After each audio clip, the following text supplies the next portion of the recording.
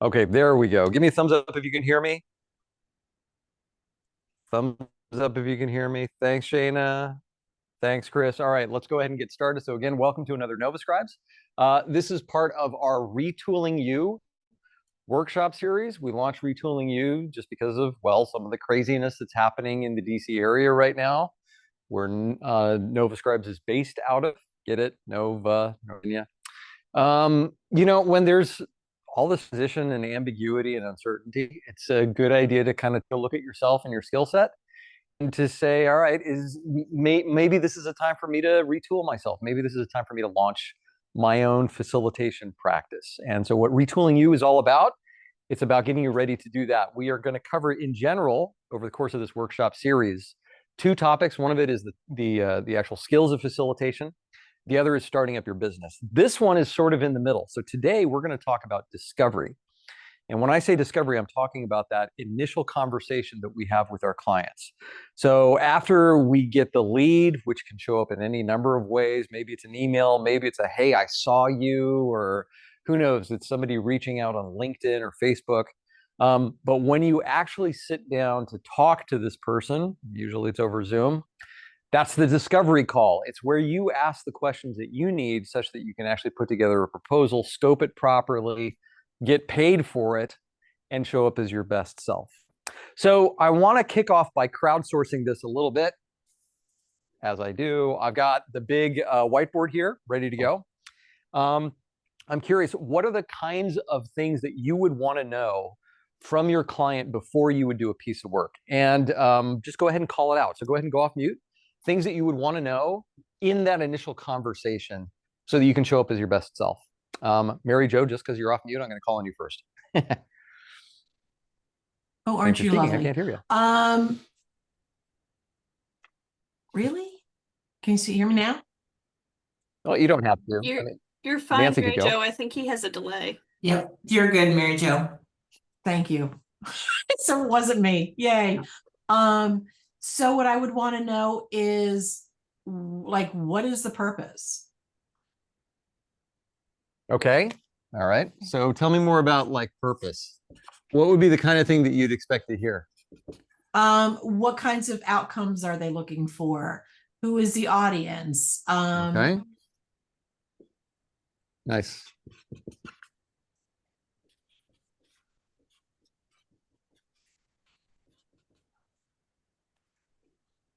I'll tell you what, let's go beyond Mary Jo. Mary Jo, you gave us a great kickoff. Thank you. Who would like to add to this list? Let's just kind of like crowdsource it and brainstorm it.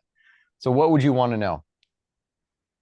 So I'd want them to tell me if it's successful, what does that look like to them? What do they want people to be able, whether they want people to know, what do they want the participants to be able to do? How do they want the participants to feel after the event? All right. So what does success look like? Yep.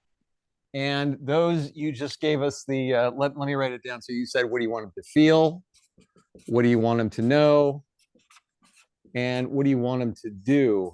Okay. Now, another way of thinking about this is to say these are also known as the, let's see if I've got this right.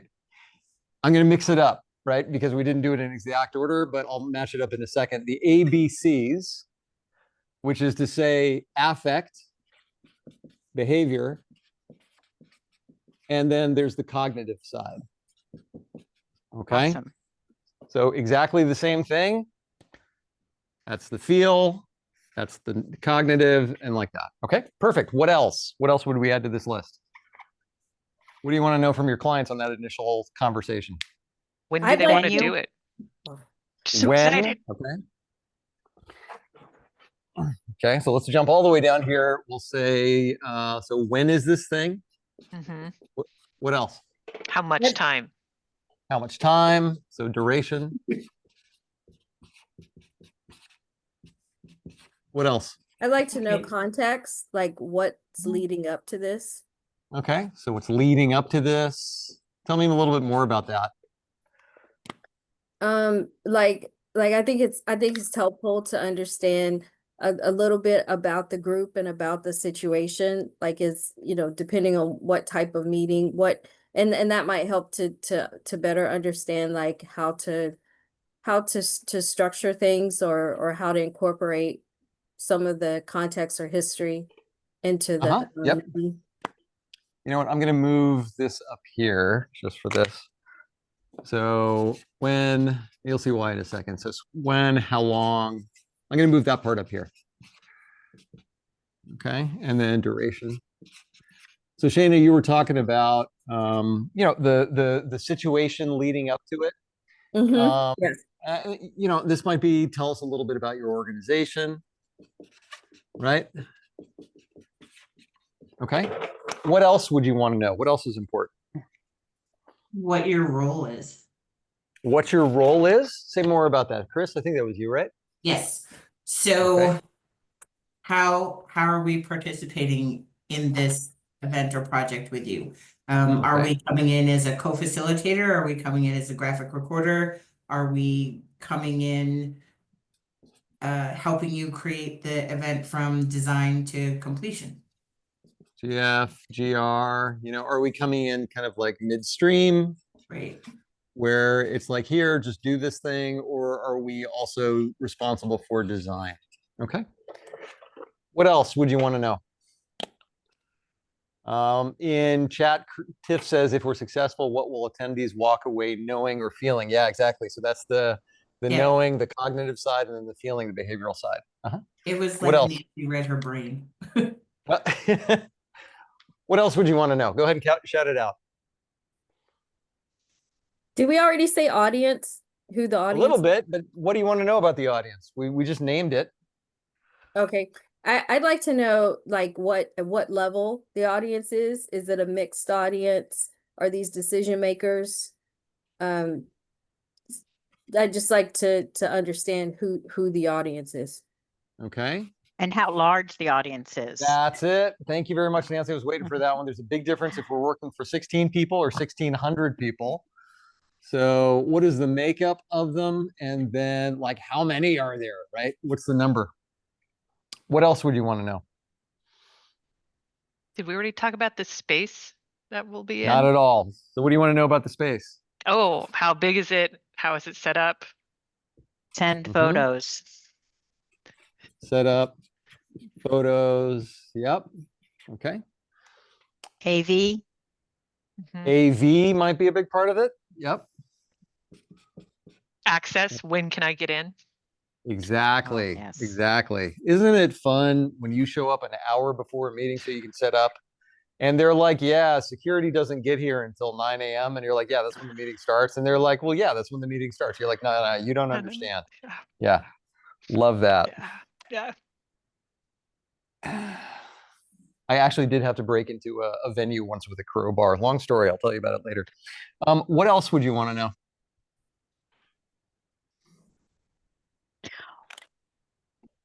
What they want after the fact. What Okay. you're responsible for. Is it a write-up? Do they want a graphic? Do they want Yeah, so what sort are of like the deliverables, if you like. Yes. Okay. All right. How Anything else? else? What else? How else might we support them, given what they're trying to do? I think like add-ons, Okay. extensions. Yeah, so how else can we support? That is like add-ons. You know, I don't terribly like this word, but upselling is what it is, you know? It's the idea, hey, can we turn this into a book? Can we turn this into a strategic plan? What else? Anything else?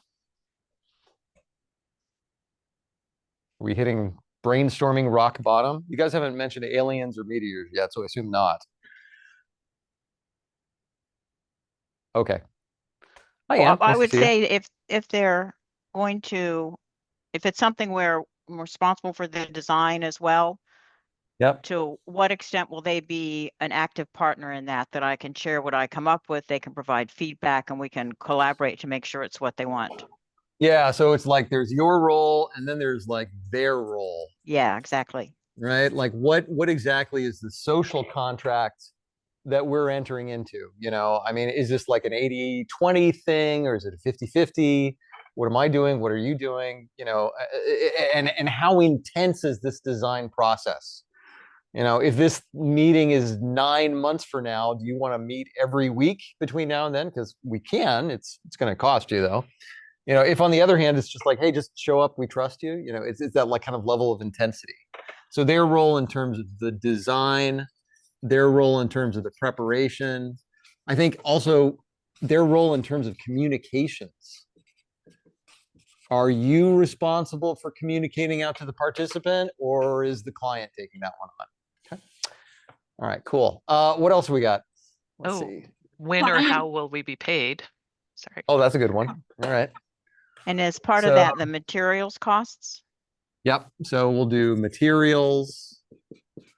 I totally spelled that wrong. Materials. You know, what are your terms of payment?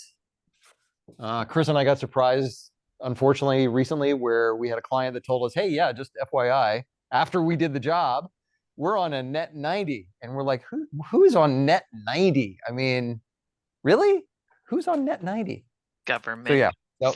that was a little surprising. What else? Client point of contact. A client point of contact. So, If it's not the person you're meeting with. okay. All right. Good one. Let me think about that one. So who's, I might roll that one up under this sign. So who's the point of contact? You know, and maybe to that point, like, who is the decision maker? Sometimes you're talking to somebody like, yeah, we're just shopping around for price and you're going to be competing against 20 other graphic recorders. It's like, okay, thanks. It's going to cost you $40 million to do this thing. Yeah. Who's the point of contact? You know, contact info. All right. Anything else? What's the history and like like the group dynamics and like what's going on with the group? Yeah, I love that. So the little bit of the history. Whoops. The group dynamics.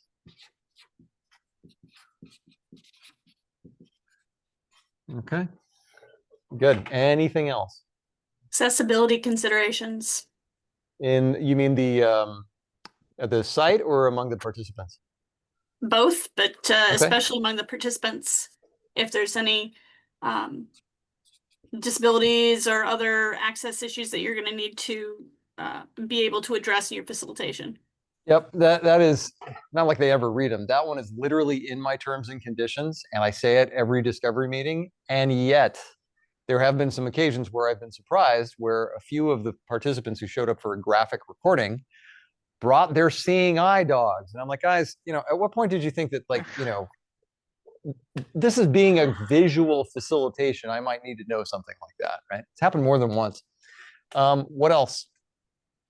I always ask, is there anything I haven't explicitly asked you that you'd like to tell me about the organization or the setting or Yeah. what you're trying to do? Anything else, right? Anything else? Is there anything else that's important? Anything that I haven't asked you? Okay. Yeah. There's probably a lot more. It probably fits somewhere on here, but this is a lot, isn't it? Right? Like, this is a lot to keep in mind.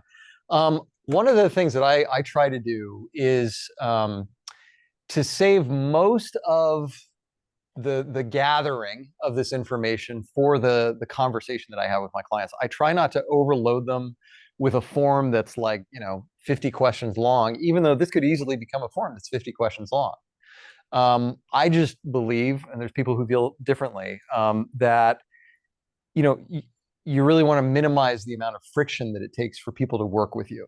Okay, that's my own personal belief. You might do a 50-item form, and that if that works for you, that's great.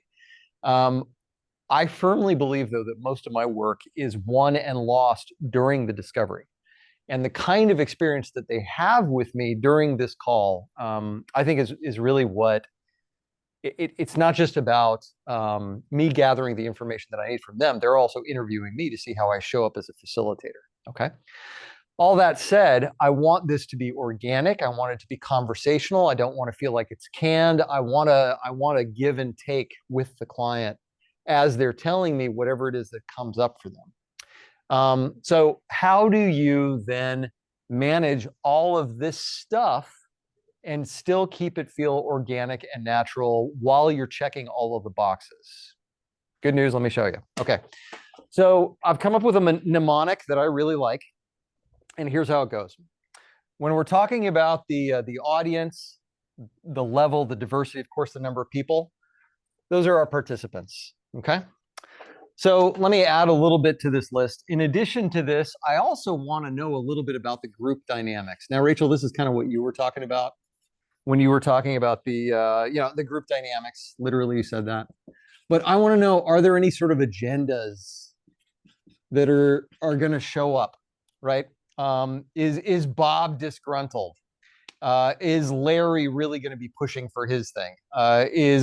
Are Mo and Curly just at each other's throats, right? And all in confidentiality, but this is the stuff that I want to know.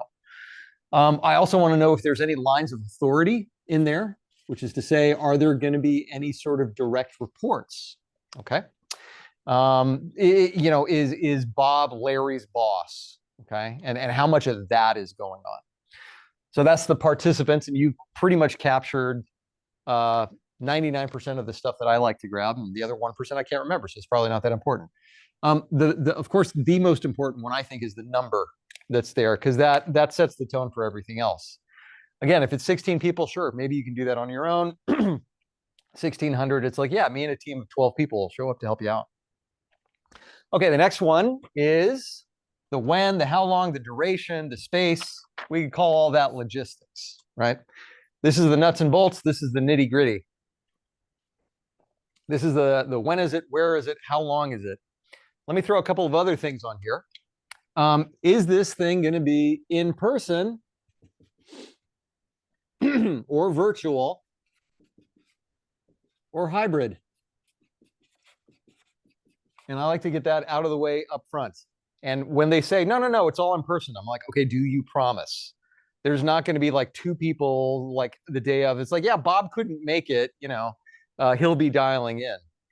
And when I talk about this, I also let them know my prices for this. I say, hey, just to let you know, I'm happy to do any of these things. If you want it to be in person, I'm just going to pick a number. If you want it to be in person, it's $10,000. If you want it to be virtual, it's $20,000. If you want it to be hybrid, it's $30,000. And people flip out. They're like, why is it so expensive? And it's like, well, if we do it in person, I have to, plan one interaction, right? If I'm doing virtual, I've got to have the one plus a backup just in case something happens, right? Let's say that, something happens to Mural or something happens to Zoom or something happens to Google Docs. If I've got to do hybrid, then I have to have the virtual interaction, I have to have the in-person interaction, and then I've got to have the interaction between those two different groups, right? Anthony, I think you actually said that once, and I really liked it. There it is again, right? But it's the idea that, this design takes time, and you have to pay for that. So that's the logistical side. In addition to this, we could geek out a little bit. We'll do this later on another call, but everything that we could say about the space itself, right? The space matters so much. Recently, Chris and I were on a call, and they wanted us to do a team training. Had to do with a Myers-Briggs, and they said, yeah, the room for this is going to be one long conference room.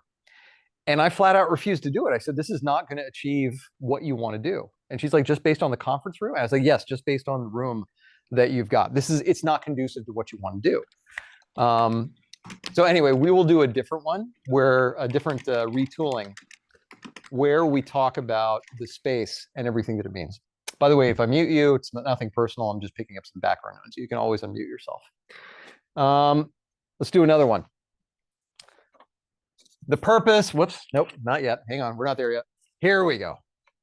This one's kind of a twofer. So where do you want to start? Like, what does success look like? What are the deliverables, the outcome, the purpose? I would call that, what is it that you want to achieve? Okay. Another way of looking at this, though, is what is already on the agenda. Okay. So if you are a facilitator, let me say it this way. If you're facilitating, start with what do you want to achieve? If you're graphic recording, you say, what's on the agenda? Okay. That's a different question. Now, what I would say is that after they tell you what they want to tell you, give folks a chance to empty your backpack, this should be the first place you start, right here. This is your entree into this conversation. Like, the first question is, what do you want to achieve? What does success look like? Okay, and you can do any of these questions. I love the feel, no, do. I love the ABCs, the focus on the deliverables, figuring out what else is, where is this going? Where's the link in the chain? What's going to happen after this? But to me, this one, what does success look like? I think that that's the most important question that you could possibly be asking. Well, it's the second most important. Hold that thought for a second. We'll come back to that. Okay. Participants, logistics, what do you want to achieve or what's on the agenda? Next one is context.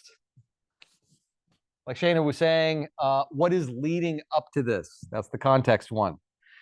Now, I think, rarely do you have to ask for context. Most of the time, this is what they'll just hand it to you. They'll just hand it to you. So we are an ABC organization. We're a subsidiary of XYZ organization. They're a part of QRS thing, and you're like, okay, I got it. But, you let them talk. You let them go through everything that they need in order to say, here's who we are. Here's what's leading up to this. Here's our history. Here's where we sit in the ecosystem of what we do. And that's context. If they do nothing, and sometimes that happens, you ask for it. You say, okay, tell me about this event. What brought you to this? Have you done this before, right? Is this your first time doing this?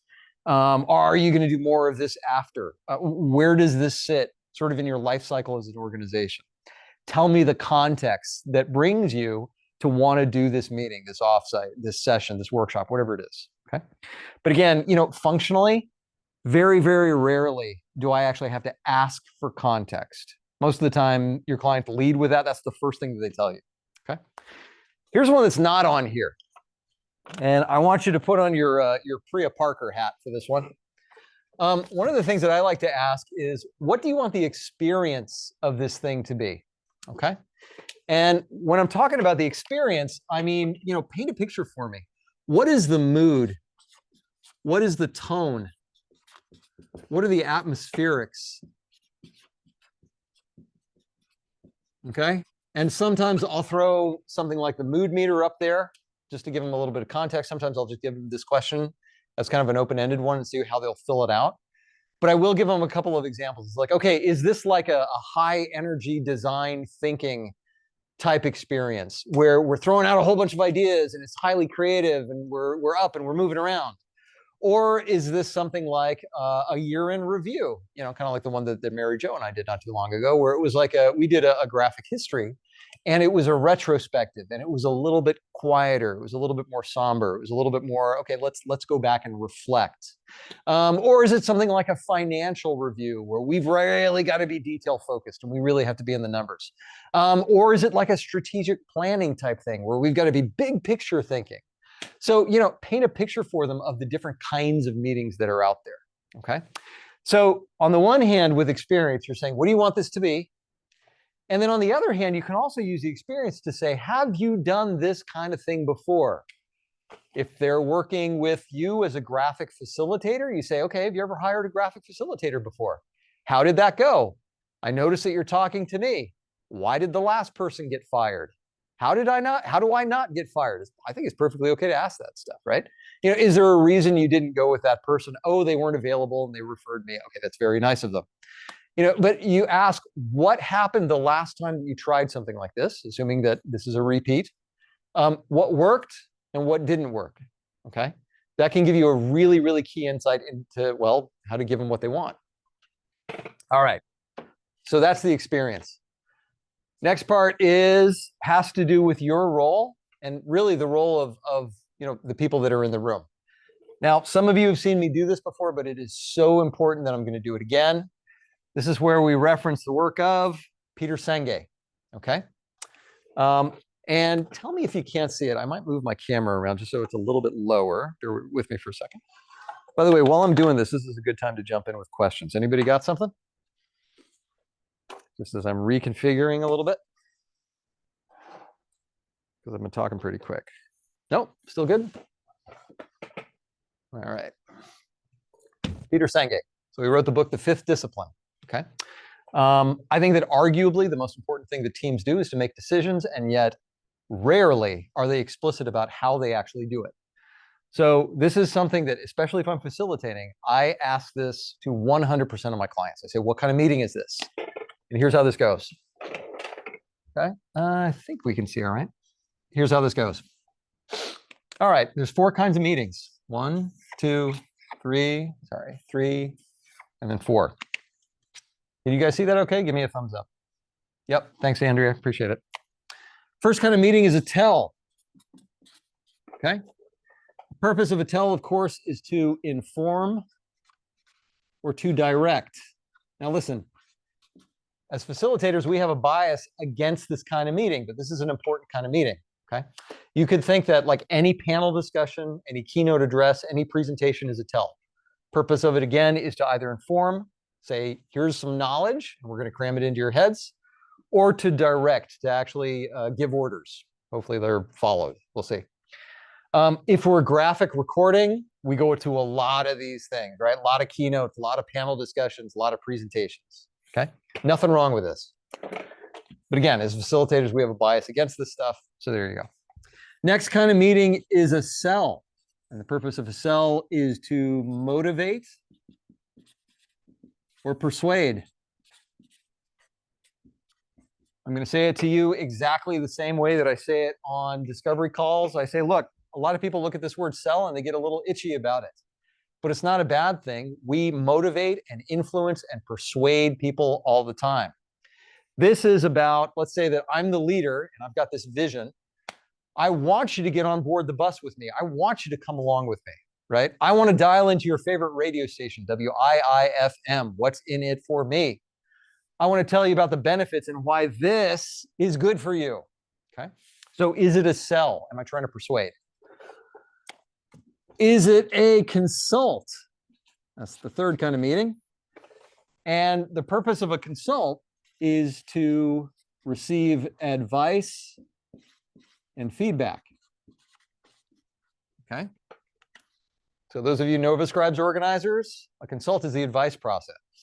If you work within or around government, I would say about 90% of the meetings that I go to are consults. What happens is that the leader comes in, they say, okay, here's the idea, here's the general idea of what I want to do, here's the vision, but I'm at the 10,000 foot level. You all, you're at the 1,000 foot level, or you're on the ground floor.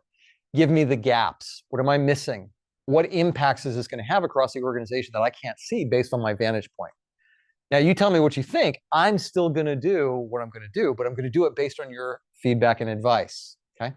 By the way, that's an example of managerial courage. I think a lot of leaders operate this way, but they're not explicit about it. They don't say, tell me your advice, and I'm still going to make the decision. They just listen and then go off and do something else. Okay.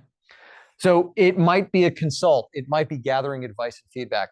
By the way, if you have a very diverse set of stakeholders, sometimes we get into these meetings where it's convened by, I don't know, some association or some not-for-profit cause, and they want to have like a, cross ecosystem stakeholder gathering. There's a lot of people that are coming in.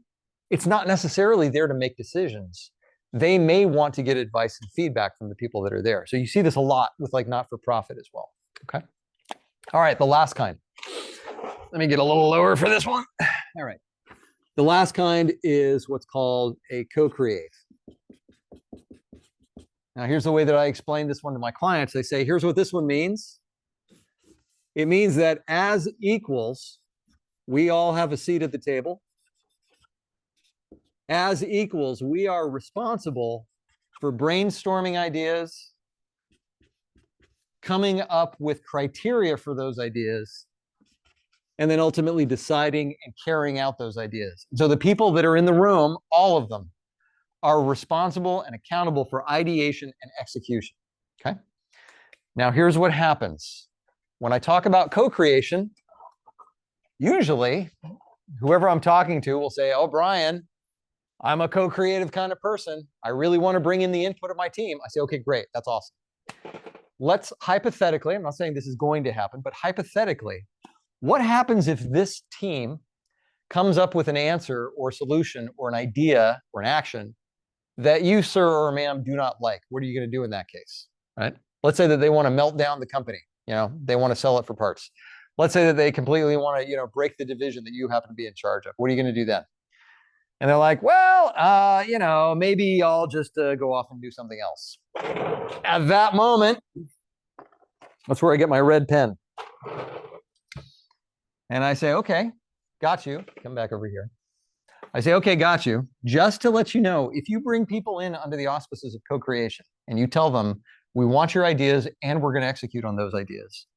But then you go ahead and do something like this and ignore what they have to say. This is the fastest way you can erode trust in an organization. If your goal is to erode trust in an organization, there's nothing better you can do.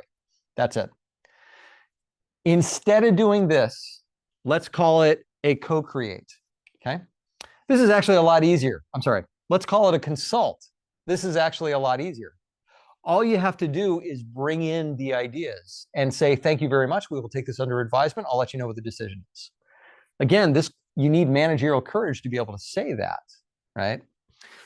But if you want to avoid this, then this is where you go with that. Okay? You do a consult. Now let me geek out with the kind of the old magic facilitators in the room for a second. If you take a look at the way that I drew this, these couple of arrows right here, you might squint at it and recognize divergence and convergence. And that's exactly the idea of what I'm trying to get at. We brainstorm ideas, we bring ideas into the room, we rack and stack them, we judge them against each other, and then we decide against them, okay? So you could reference Interaction Associates, Sam Kaner, Facilitator's Guide to Participatory Decision-Making, The Grove. Anybody who uses divergence and convergence, that's the model, right? That's participatory decision-making, and that's co-creation. Let's recap. Here's what we've got. Let me zoom back out a little bit. We've got the participants, we've got the logistics, we've got what you want to achieve or the agenda, you've got the context, you've got what does the experience look like, and then hopefully you've dialed in on what kind of decision-making process is going to be used, what kind of meeting is this, from Peter Sangani's book, The Fifth Discipline. Anybody see it? P-L-A-C-E-S, places. Okay, so you've got a nice mnemonic there so that you can keep this in the back of your head and like mentally check off, okay, wait a minute, have we talked about the experience? Have we talked about what kind of meeting this is? So we use this one all the time. Chris, if you want to go ahead and drop in the PDF, we created one that summarizes this and actually goes a little bit deeper into each one of these fields. There is one more part to this. We don't just call it places, we call it places, please. The please goes at the end. So if you've ever been, in theater, even if it was in high school, no doubt you've heard the term places, please, right? Places, everyone. Places, please. And to me, there's a mental model with places, please. It's like, okay, we're behind the stage. We're making sure that everything's in its place. We're making sure that everybody's ready. You know your roles. You know your script. Props are ready. Let's get on with the show. So there's that kind of like mental model. Like we're behind the scenes. We're working behind the curtain, so to speak, on this.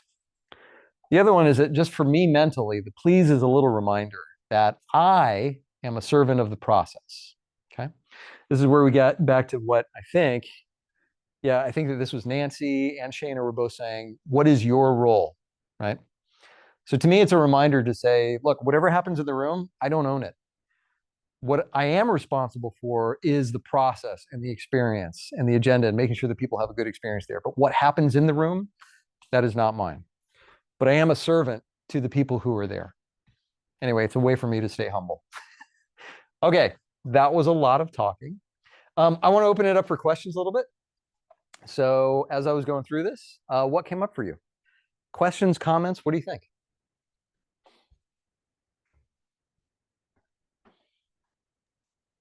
It's great. Nancy, what do you like about it?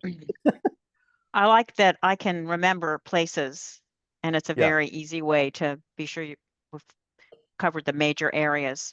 But I did have a question. Could you quickly talk about the co-create model again? You just said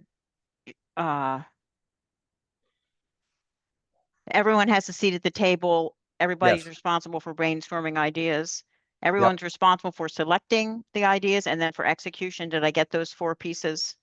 Yeah, that's right. You could think about that. That's the so I'm kind of riffing on a couple of things there. Nancy, to what extent are you familiar with the whole idea of divergence and convergence? Is that something you've come across? Absolutely. Okay, cool. So originally, when that was written, it was the kernel of that idea was first described by Doyle and Strauss in their book How to Make Meetings Work. They went on to create Interaction Associates. A lot of that context went into Sam Kaner's Facilitator's Guide to Participatory Decision Making.